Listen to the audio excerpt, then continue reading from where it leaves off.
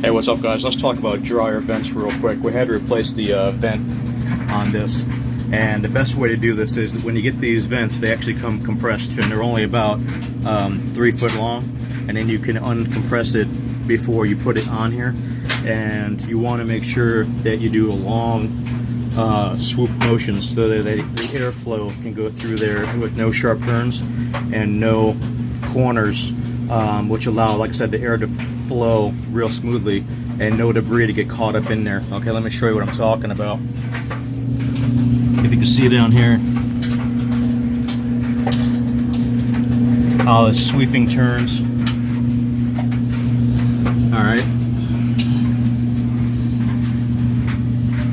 so don't do real sharp turns, and the two reasons, like I said, one is they'll stay on the hub, the connector, real easy, and they won't pop off if you do these nice long swoops, and the air flows a lot better, and there's a lot less chances of clogs happening.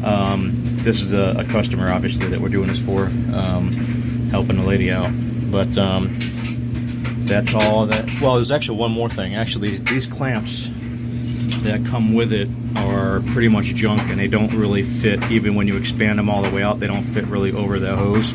So we got regular hose clamps. They're 4.5 inch clamps. All right, and that'll keep. Don't use the plastic ones. The plastic ones are pretty much junk, and they have a lot of issues. They actually crack real easy, and they leak real easy. And this last thing you want is those things to be pouring out crap in your house. These you can actually crank down pretty good. Don't over tighten them like crazy, just enough to grab onto the actual hub. Now this is actually getting pretty warm here, obviously, and that's the reason why I don't recommend plastic. A lot of plastic, they stopped selling the plastic ones altogether, but hope that helps you guys out. All right, have a good one.